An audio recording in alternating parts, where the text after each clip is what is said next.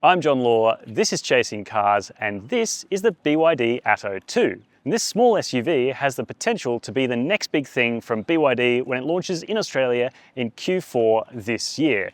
We're here in China to have a quick sample of this car, which is going to be a rival for the likes of the Kia EV3 and the MG S5, and a growing number of small SUVs in that space.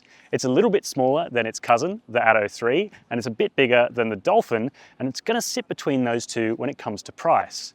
BYD hasn't given anything away yet, but we're expecting around 37 to 40 grand before on-road costs. So let's dive into it with this Chinese market example, have a little look around the car and take it for a very brief test drive, and I'll give you my thoughts. Chasing Cars, honest reviews of your next car. Brought to you by Budget Direct. First up, let's talk about design, because I think the Atto 2 is quite a handsome little car.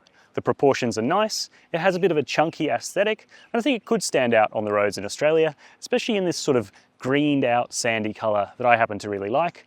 The only thing is the wheels do look a little bit small against the rest of the car, but you can let me know your thoughts on the design down below. Let's cover the design language inside as well, because if you've spent any time in an Atto 3 as your own car or an Uber, you'll know that it's pretty wacky inside, and as you can see, the Atto 2 is a bit more normal. That's not saying it's got no funky features. We still have the rotating touchscreen for reasons, but it is just a little bit crisper, a little bit more usable than the Atto 3. You can thank Wolfgang Egger, head of design at BYD, for giving a bit of consistency to all the vehicles.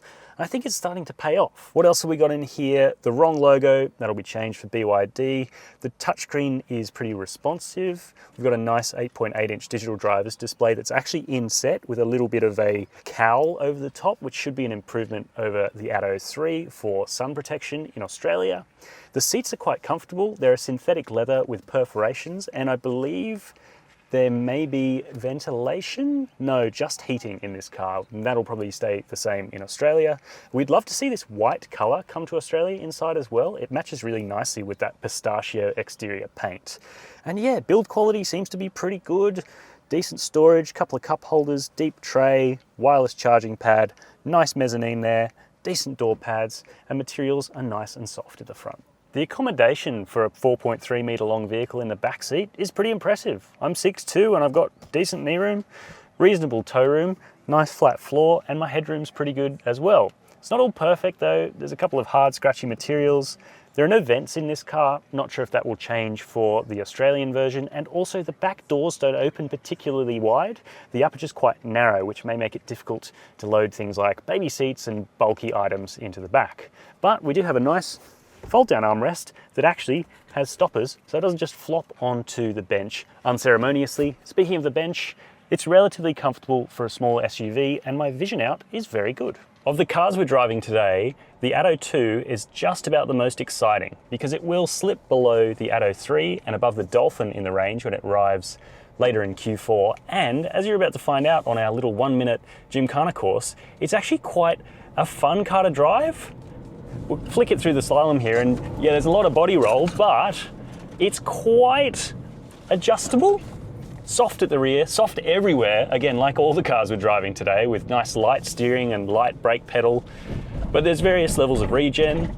It handles our little speed bumps pretty well, and the steering isn't quite as light as some of the other BYD products.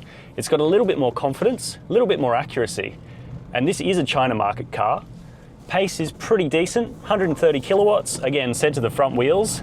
But because the weight isn't too bad, just over 1.4 tons is the rough figure, it's actually quite sprightly. I'm really excited for this Atto 2.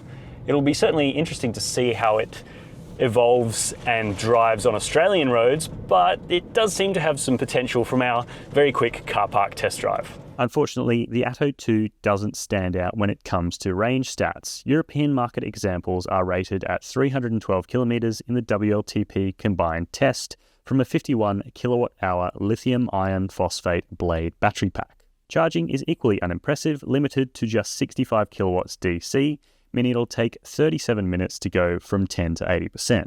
AC charging is relatively solid though, with 11 kilowatts taking you from flat to full in around 8 hours. Finally, we come to the Atto 2's boot.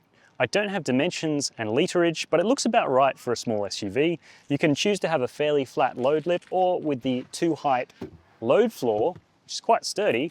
You can have a nice low aperture in there, and then you can load a couple more bits of cargo in. You also fold the seats flat using these tabs, and what's that? Pretty flat, not too bad. If you had the floor raised, you could probably fit a push bike in there pretty easily. Finally, the tailgate doesn't go too high, which means it's nice and easy to close. Compared to the larger Atto 3, the Atto 2 is significantly more conventional, and I think that's going to stand it in really good stead when it launches in Australia at the end of this year.